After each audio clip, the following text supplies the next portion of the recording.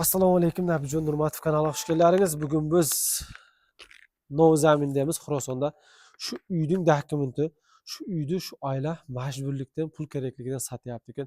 Malol kelmasa shu uydan foydali saqlab qo'ysangizlar, men satsam sizning parfiklaringizga 2,5 ming so'm 25 kishiga 100 so'mdan beraman deyapti inshaalloh. Duo qilib qo'yingizlar, haqlarga shularning ishlari sotilib ketsin, jirishib ketsin. Kirganda o'ng qo'l tarafda Adnaskarning uy uzun necha metr shu yer? 30 metr uzunluğa uy. Adaskarning ichida dush, hamma narsasi bor. Жаңа solingan uy. Ichi pol remont bo'lgan, sirti shkatrika.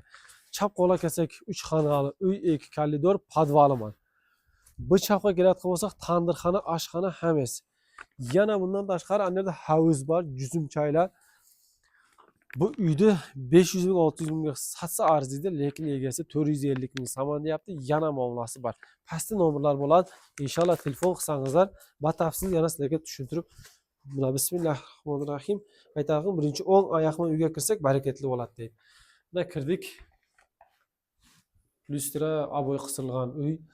Uyning uzuni bir shu xonaning aytayaptiki, qarib 8 metr, 7 metr 60 santimetr ekan, sozanchalar turibdi. Eni 3 metr ekan, ikkita terazasi bor. Inshaalloh olsangiz barakat topasiz. Жаңа bo'layotgan birodarlarimizga qarab yurgan bo'lsa, kelib turib olib yaxshi tarzda yashasangiz bo'ladi. Hamsayalar ham og'aynilar bo'lar ekan. Xullas hamma tarafdan birinchiday hamsaya tanlaydi. Hamsayadan muammo yo'q deydi. Hamsayalar juda yaxshi deydi. Shuning uchun birinchi uy tanlamaydi deydi, hamsaya tanla deydi. Yo'q. Buni tashqarini olamiz, tashqarida ketyapmiz inshaalloh. Endi hovliga qarab jiramiz birgalikda. Nerede bir duşu var ekan. Buna bir yerda duşu var ekan. Ichkaridan ham olsak bo'ladi. Shu yerdan kelib olib joying. Boiler, olib ket. Boileri, issiq suv, yaxshi suv, xullas sharoitda hammasi bor inshaalloh. Mana sizlarga ichkarini ko'rsatmoqchi. Mana boiler, dushovoy, xullas sharoiti juda yaxshi. Faqat sizlarga nima ketdi? Shu videoni bir tarqatib qo'ysangizlar inshaalloh savob uchun. Buna uylar ham remont bitgan.